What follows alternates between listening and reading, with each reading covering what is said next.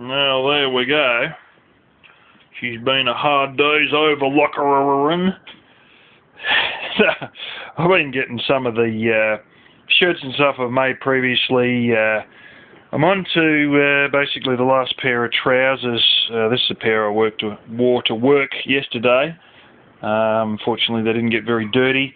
And also, of course, it's the seam down the leg, which was there. I doubt you can see it. But, well, you might be able to, actually. Just above the belt loop there. But, of course, I do it from the inside, so it's not much of a trouble. Yeah. Had a bit of trouble with the sewing machine side. There's something still sticking, something still a little bit seized, and you go and run that, and you can turn it by hand all right, but when you run the motor, it spins a damn belt, and it's like, and the belt's just spinning. I'm going, oh hell, this is killing the belt.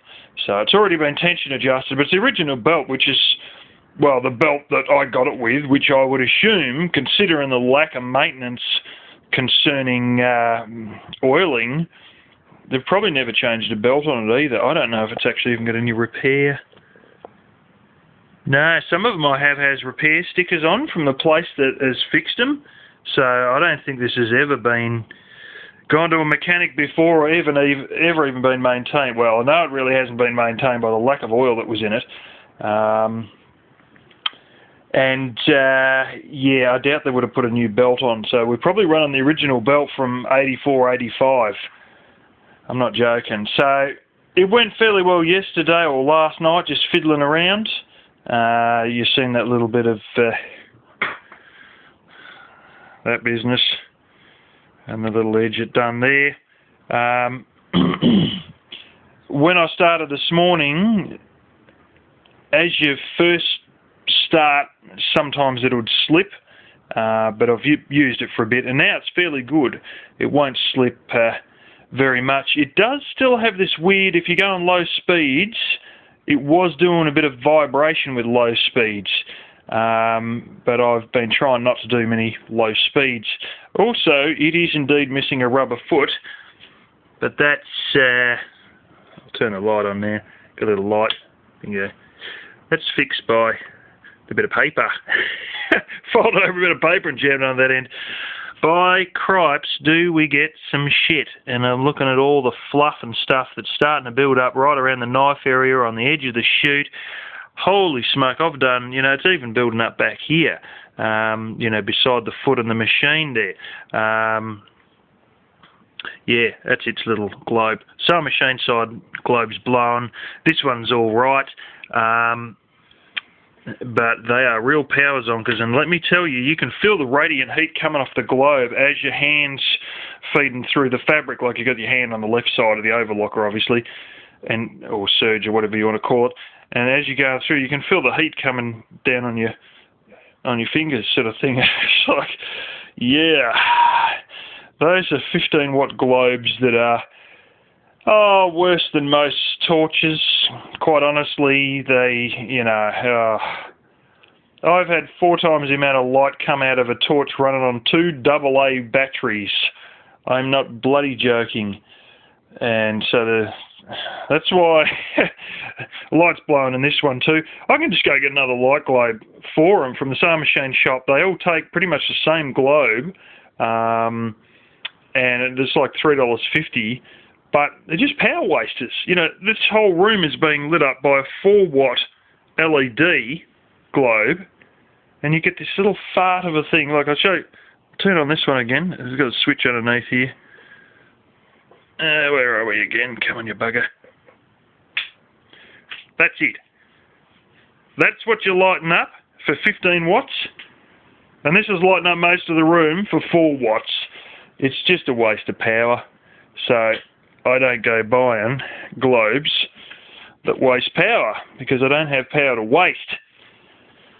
And, you know, also the heat that comes off them, they got like a little bit of aluminium, aluminum, whatever you want to call it. And it's not just this machine, like it's quite a lot of them I got. I don't know if this one's, oh no, this one's different. We don't have it there because this one's got a globe, not here, This is my normal machine, my normal Husky. The globe is not here, it's actually, yeah, in here. Yeah, I've taken this one out. There's a switch for him, and that part, you can see there, goes back. That's your globe mount, and your globe's supposed to sit in there. And yeah, this one was buggered. And I don't know if it was already out. I think it probably was, because I couldn't imagine me taking them out, because if they're blowing globes, I don't really give a shit. I just leave them in there. And, you know, if they ever do get an LED globe to replace it, I don't want a whole heap of fluff and corrosion and shit up there, you know, if I didn't need to have it. And it's one of these things, it's almost like a non-issue, so you just leave it and move on if it has a blown globe. But anyway, this little machine's worked quite alright. Yeah.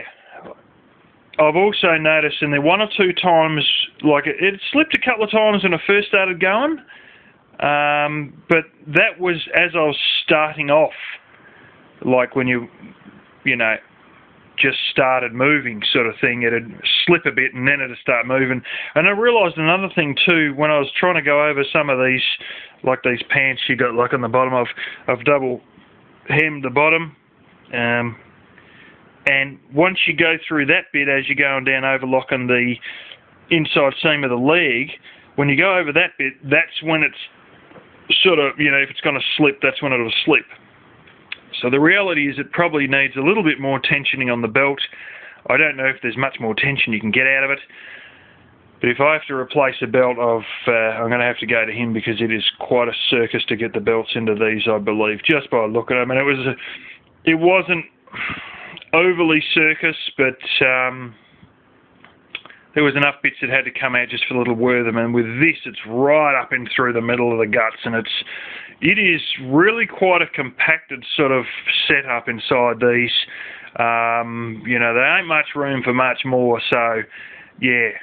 So anyway, if I keep having belt troubles, I'll try and adjust the motor more to increase the tension.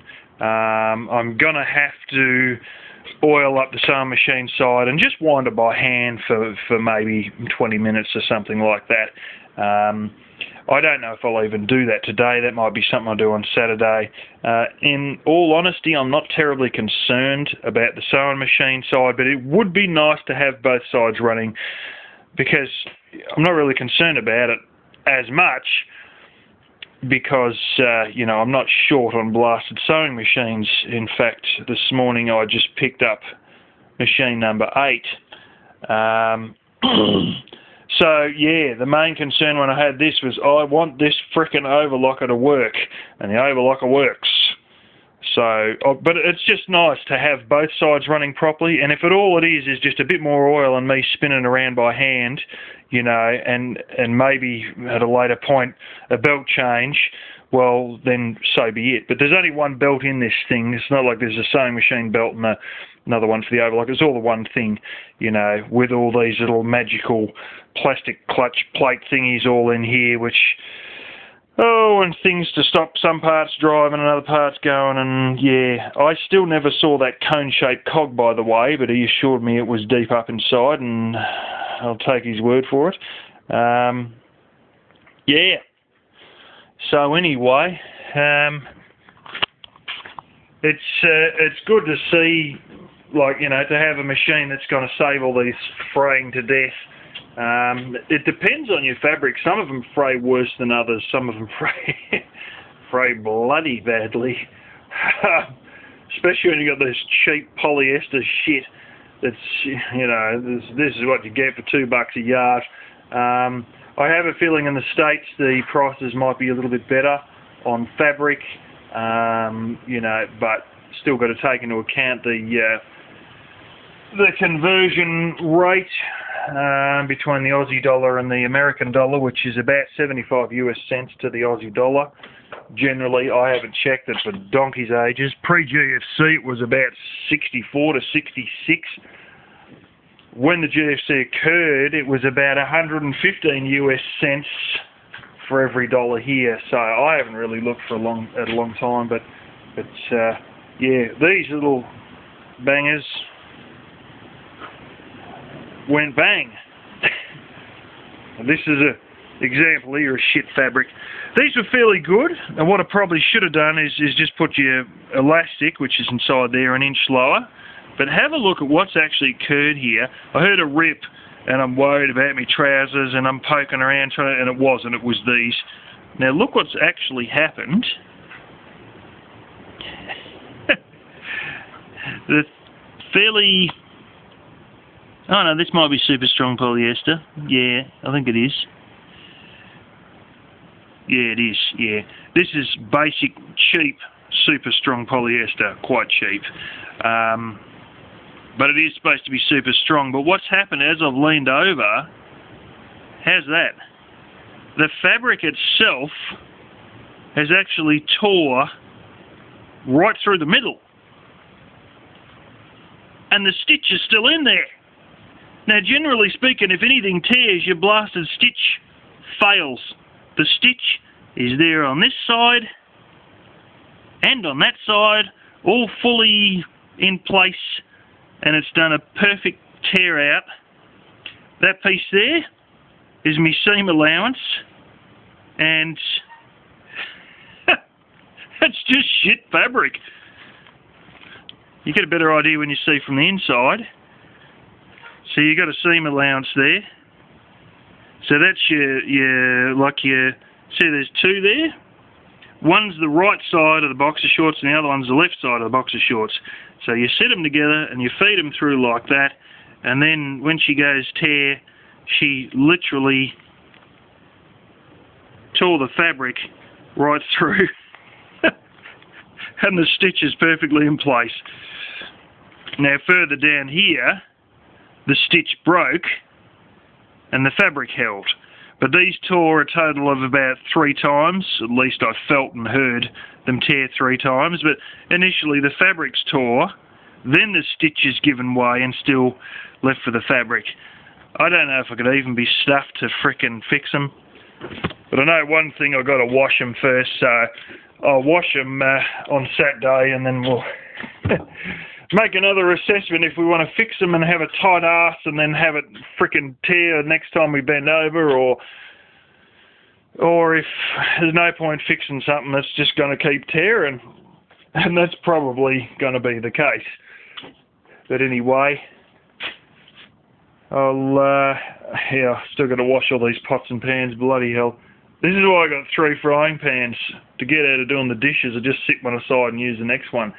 Well, you know, there comes a time where you got to actually wash some of this stuff. Oh man, I hate washing. I think I'd rather change babies' nappies over washing dishes, and that's not a joke. I love washing clothes. Love it. Just like everyone always says that the man should be out there mowing the lawn,